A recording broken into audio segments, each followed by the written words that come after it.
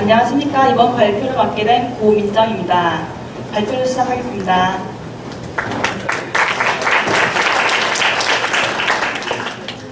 앞에 목차를 보시면 첫 번째 프로젝트 소개, 두 번째 주요 기능, 세 번째 시연 순으로 먼저 프로젝트 소개를 시작하겠습니다.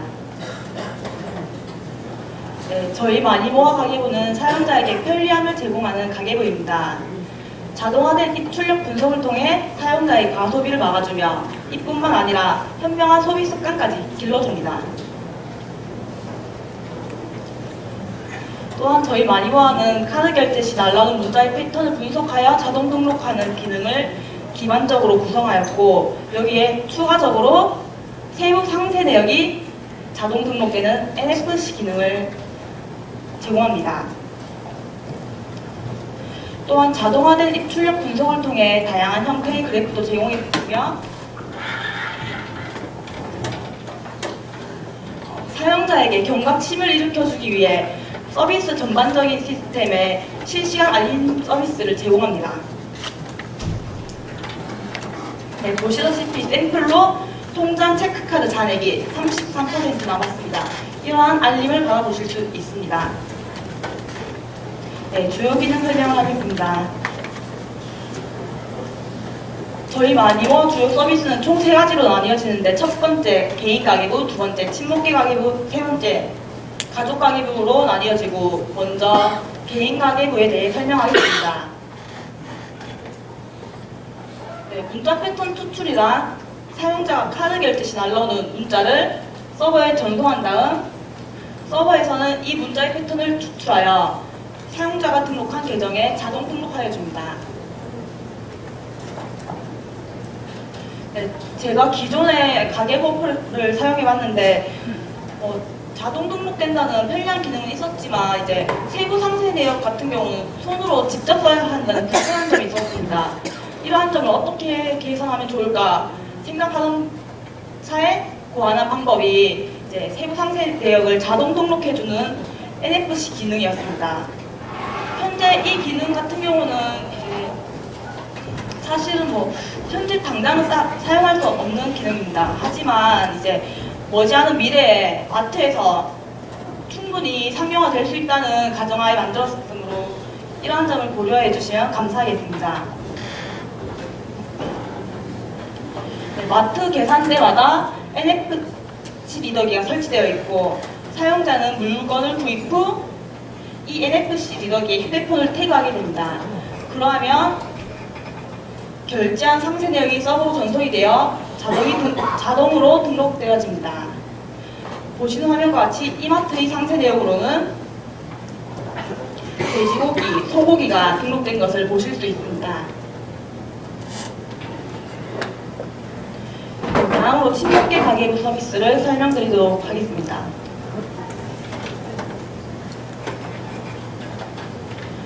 기존 가계부 같은 경우는 개인에 중점적으로 맞춰져 있기 때문에 친목계를 관리하기에는 부적합한 면이 있었습니다.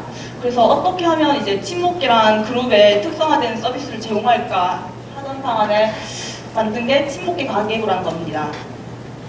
예를 들어 개원들은 언제든지 웹과 앱에서 장부를 확인할 수 있고, 계주는 모임에서 일어난 지출을 실시간으로 개원들에게 알려줄 수 있습니다. 이로 인해 사용자는 보다 투명한 친목계 가계부를 운영할 수 있게 됩니다. 보시는 화면은 저희가 실제 제공하는 친목계 관련 데이터 화면입니다. 보시다시피 친목계 지출량과 회비에 관련된 화면입니다. 다음으로 가족 가계부 설명을 하도록 하겠습니다. 개인 사용자들은 또한 가족이란 그룹에 속할 수가 있습니다. 그렇기 때문에 저희는 가족원 전체의 지출을 합하여 보여주는 서비스를 제공합니다. 부모 같은 경우는 이제 자녀의 지출이 일어날 시 실시간으로 모니터링할 수 있게 실시간 알림 서비스를 제공하고 있습니다. 앞에 예시를 보시면 각 자녀 이재승, 이병욱 군이 얼마를 썼는지 실시간으로 알림을 받아보실 수 있게 됩니다. 더 자세한 사항은 시연으로 보여드리도록 하겠습니다.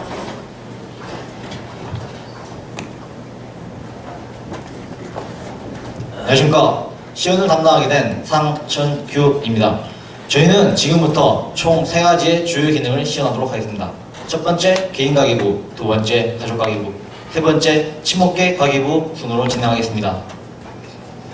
먼저 앞에 보이는 화면은 마니모아 가계부의 메인 화면입니다. 프로젝트를 진행하며 스프링 프레임워크를 기반으로 하였으며 각 화면들은 타일즈를 적용하였습니다.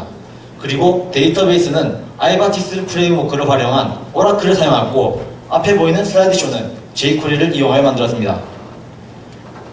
위에 배터리 모양이 있습니다. 이 배터리 모양은 통장, 신용카드, 현금의 사용량을 시각화하여 표현한 것입니다. 해당 항목에 지출이 일어났을 시에 상태바가 감소되게 됩니다.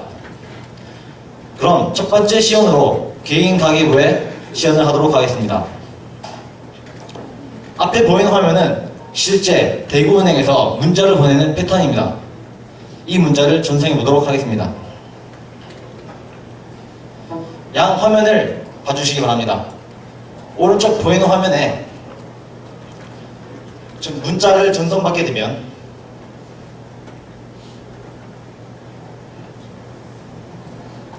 이렇게 시스템에서 감지하여 DB에 등록이 되고, 저희가 위험지수로 정한 30% 미만으로 떨어지게 되면 자동으로 알림이 오게 됩니다.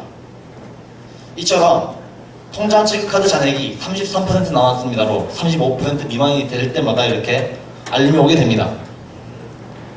그리고 좌측에 보이는 화면은 가족 가계부에 해당하는 항목이므로 가족 가계부에서 따로 설명하도록 하겠습니다. 그렇다면 웹에서의 개인 가계부를 보도록 하겠습니다. 위에 배터리 모양에 아까 전에 통장이 40%였는데 33%로 상태바가 감소된 것을 확인할 수 있습니다. 그리고 그래프는 구글 차트와 N라운 차트를 활용하여 통계 자료를 한눈에 알아볼 수 있도록 만들었으며, 다음 보이는 계기판 형식의 그래프는 각 카테고리별 지출의 예상 금액 비율을 그래프로 나타낸 것이고, 아래 보이는 것은 이번 달에 카테고리별 지출을 비율로 원형 그래프로 나타낸 것입니다. 그리고 마지막으로 주별 또는 월별 지출 통계입니다. 2달 미만으로 검색하게 되면 주별로 지출 통계가 나오게 되고, 2달을 초과하게 검색하면 월별로 지출 통계가 나오게 됩니다. 그럼 두 번째로 가족 가계부에 대해 시연해 보도록 하겠습니다. 가족 가계부의 구성원들은 개인 가계부의 서비스를 사용할 수 있으며, 이 개인 가계부를 기반으로 그룹화된 가족의 특화된 서비스를 이용할 수 있습니다. 다음 오른쪽 보이는 화면은 앞서 보신 것처럼 자녀가 지출이었을 시에 문자 그리고 알림이 오게 됩니다. 그렇게 되면 부모 측, 좌측에 보이는 부모 측 폰에서 자녀가 얼마 어디에 썼는지 이처럼 알림이 오게 되는 것입니다. 그렇다면 웹에서 세부사항을 한번 보도록 하겠습니다.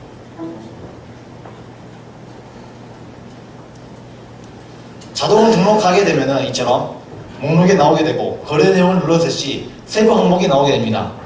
현재는 등록된 내역이 없습니다라고 나와 있는데, 저희는 미래에 NFC가 대중화되어 있던 가정하에 NFC를 활용하여 세부 내역을 등록해 보도록 하겠습니다.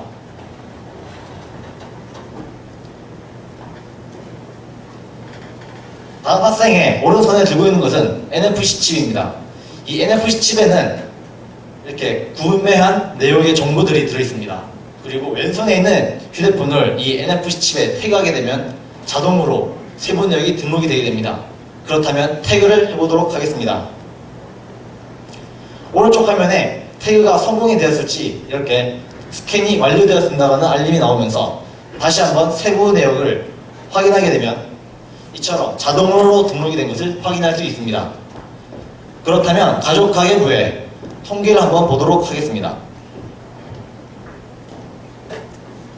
앞에 보이시는 통계 자료는 개인 가계부에서 봤던 통계 자료와 별 다른 것이 없어 보이나, 아래에 내려가면 최근 가족 사용 내역과 개인별 상세 보기를 통해 가족별 지출 사항을 더욱더 쉽게 파악할 수 있습니다.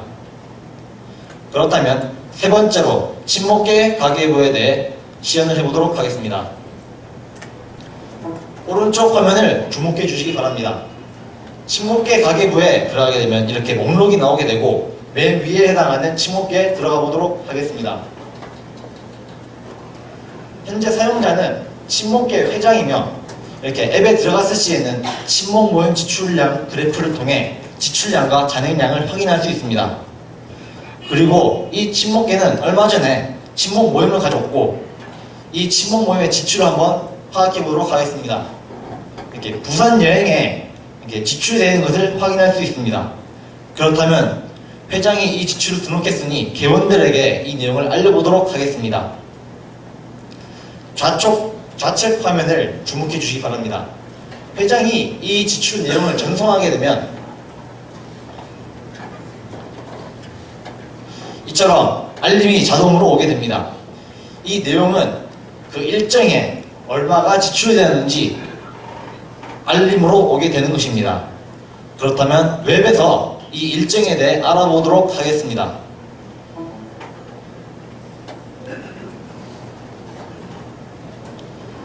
웹에서의 친목계 가계부입니다. 앱에서는 친목계 지출량 그래프만 확인할 수 있었지만 웹에서는 월별 회부 납비 및 지출 통계와 아래 미납자 관리 항목을 통해서 미납자를 좀 더 손쉽게 관리할 수 있습니다. 그렇다면 좀 전에 알림으로 받았던 일정을 한번 확인하기 위해 일정 관리 메뉴로 들어가 보도록 하겠습니다. 다음처럼 캘린더를 통해 일정이 나오게 되고 아래 내역에 부산 여행에 15만 5천 원이 지출되어 있는 것을 확인할 수 있습니다. 이처럼 친목계 가계부를 이용한다면 앱으로도 손쉽게 친목계를 관리할 수 있다는 것을 알 수 있었습니다. 그렇다면 마지막으로 마니모아 가계부에서 극심한 과다 지출이 있을 때 어떻게 되는지 한번 지켜보도록 하겠습니다. 저희가 극심한 과다 지출로 각 항목의 10% 미만으로 되었을 경우 다음 보시는 것처럼 빨간 화면이 되어 경각심을 알려주도록 만들었습니다. 그럼 이상으로 마니모아 가계부의 시연을 마치며 마무리는 발표자가 하도록 하겠습니다.